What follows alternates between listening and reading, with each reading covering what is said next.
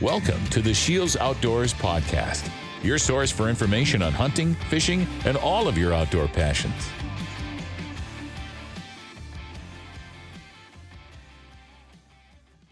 So Ted, everyone knows you're a rock and roll guy.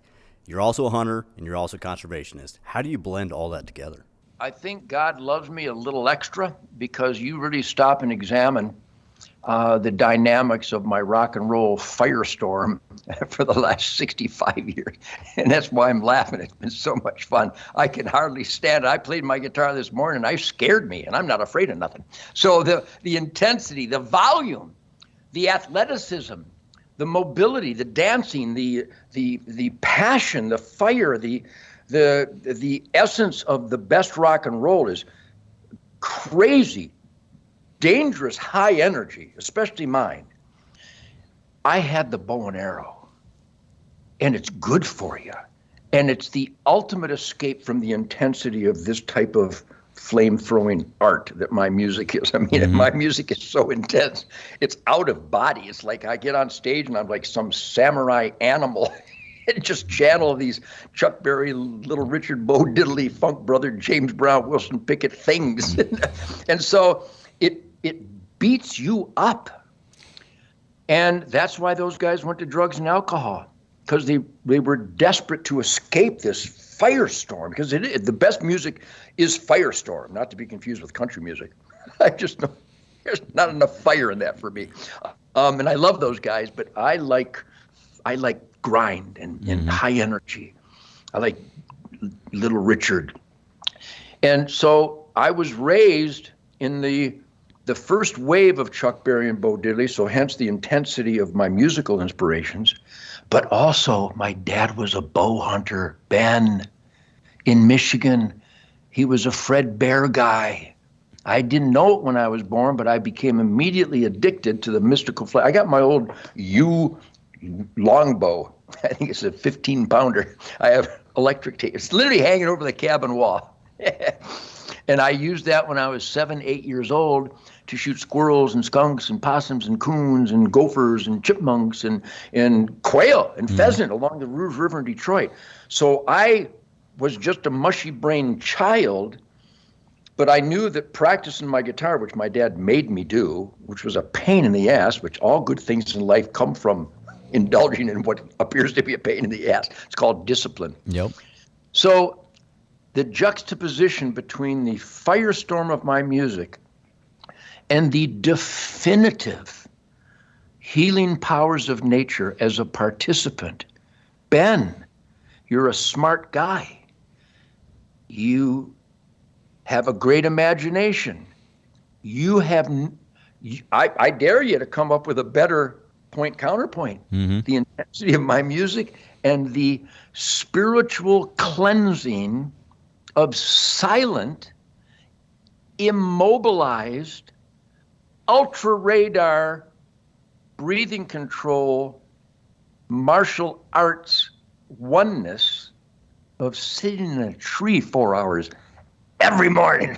And I think the reason I just had the greatest tour of my life in 2023. What a lucky guy I am. Greatest band, Jason Hartless on drums, Johnny Big on bass guitar, the greatest audiences, the best songs in the world, the greatest guitar tone, the grindingest rhythm and blues rock and roll. And I always halt it by early September because I must escape it. So I know that's a real long answer, but I think the details are very applicable and maybe life-saving to other people who have, you talk about weekend warriors getting away from the 9-to-5 week. Well, if it includes drugs and alcohol, you're making a mistake. Yep. You need to get what in the Fred Bear song and in my campfires with the great man, he would often repeat the mantra, "It will cleanse the soul." And so my music cleanses my soul in a certain way because it's an artistic, musical adventure. And the discipline of playing tight, cohesive bass, drums, guitar, vocal, symphonic movements is very disciplining. But so is patience, silence, stealth, and that higher level of awareness that comes from the bow hunting lifestyle. Ted, there's so many great benefits of being out hunting, being outdoors, being in nature, the whole cleansing effect, kind of like you mentioned. What would you say a lifetime of hunting has done for you as an individual? So I'm 75 years clean and sober, and I attribute most of those smart decisions based on my upbringing by disciplinary parents, that I could grasp the benefits of discipline through bow hunting. I mean, isn't that pretty simple to understand? Oh, yeah. Especially for a SCHEELS guy, especially for an outdoorsman, because isn't this the essence of quality of life? Yeah. Discipline, passion for a given endeavor, and the ability to escape the work ethic insanity to pursue my music or your welding or your electrician or your carpentry or your teaching or your law enforcement, whatever it might be. You gotta escape. The spirit of the wild is the ultimate, definitive sanctuary from the self-imposed stress of being the best that you can be. That's what you should do. But sometimes you gotta shut up. Now think of who just said sometimes you gotta shut up. It doesn't look like I shut up very often. I'm not saying nothing.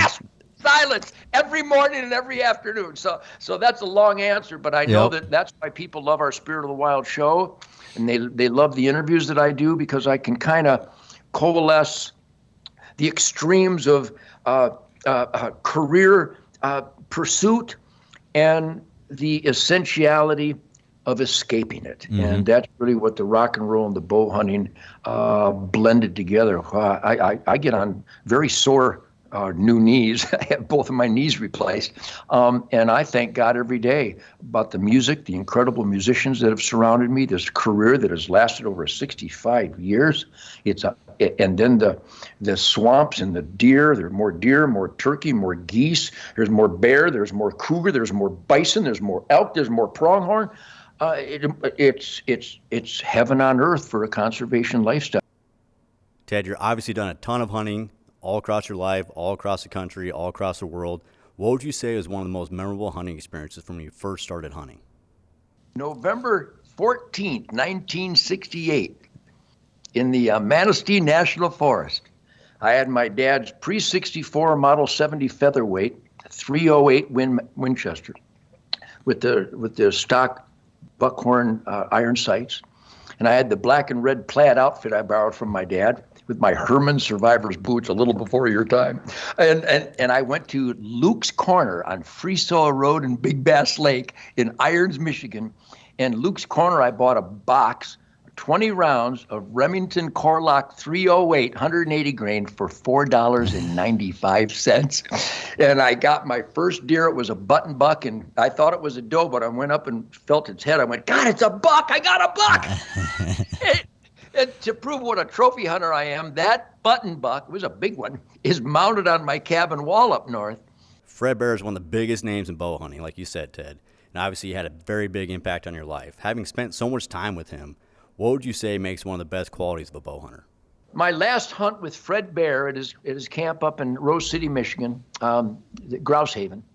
I mean, a lot of this fire comes from being raised by my mom and dad and Fred Bear. I mean, I met him when I was a little boy, and I wasn't educated or smart enough to understand as a little boy what this guy meant. But by the time I was in my teenage years, I started realizing this guy was a visionary. Some of the best bow hunters in the world: Fred Bear, Howard Hill, Doug Walker, Chuck Adams, Claude Pollington, my buddy Brian Schupack. I know the best bow hunters in the world. You know, one of the reasons they're the best bow hunters in the world is because they're really calm. There's a lot of great sportsmen out there that are really, really easygoing, and they kind of talk like this, and I admire that. I'm envious in some ways. But you know who's going to be intrigued to go hunting when they see somebody talk really calm and unexcited? Nobody. The reason I have an impact on people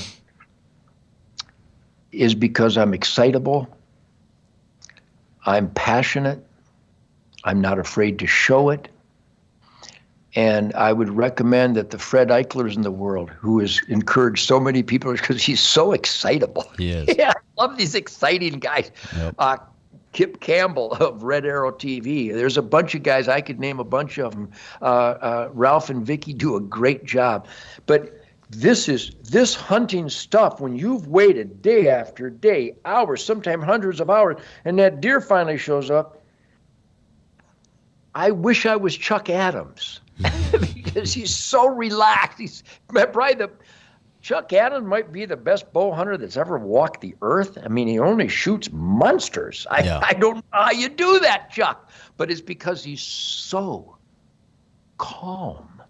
Fred Bear, if you were doing, nobody loves anybody as much as I love Fred Bear, but if he was doing this podcast, he would, I don't know how long we've been on, maybe an hour, he would just be finishing his first sentence.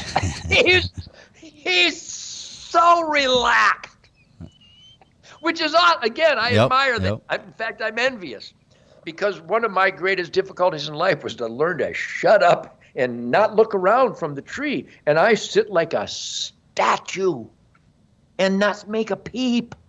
And I don't do the phone.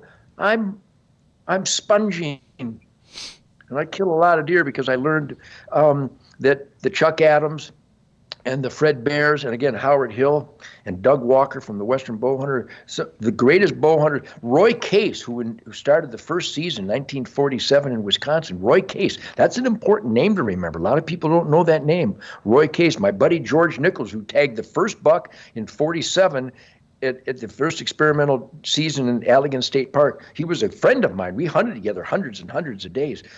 These guys are so relaxed. It takes them forever just to say hello. So you know what I mean? Yep. So not everybody's going to be like Ted Nugent. In fact, I advise you don't be. You might hurt yourself. Ted, through your show, Spirit of the Wild, all your excitement you show on the TV show, how do you think that's impacting the new sport recruitment, and is that getting people involved? To promote the sport, the only carrot to recruitment is it's got to look like fun. It's got to look like it turns you on. Mm-hmm. And I think that's why Ted Nugent Spirit of the Wild has the best sponsors. They're not afraid to show that avidity. Mm-hmm. Avidity is extreme exuberance, passion, excitability. And I think that's just how I am. But that's why my music is like it is, and that's why Spirit of the Wild has a little bit more piss and vinegar than a lot of the other shows. And people are always referencing, everywhere I go, people reference how much fun it looks like we're having on TV. And I think that's a very important promotional tool that will get people outside of our existing hunting families to give it a shot. Because if it doesn't look like fun, they're not gonna spend all that money for all that equipment, take all that time, discover all that patience, get skunked day after day and still pursue it like we do. There's got to be some avidity. By the way, avidity is the name of a new pistol by Rob Pincus. It's called the Avidity. It's supposed to be the ultimate 9mm. But that term, avidity, extreme exuberance, I think I have it. Have a great season. Keep rocking and rolling. Appreciate the words. Appreciate everything you're doing behind the scenes, fighting for us. Appreciate everything you guys are doing. Thank you, Ben. God bless my fellow hunting families out there. Be safe, aim small, miss small. Remember, there's only one gun law needed in the world. Never cover anything with your muzzle that you're not willing to destroy. Muzzle, muzzle, muzzle, muzzle, muzzle. That's the only gun law we knew. Ben, thank you very much. God bless Shields. God bless Remington. God bless everybody out there. Thanks, Ted. You bet. Live it up, man. Thanks. Yeah, you too. Thank you.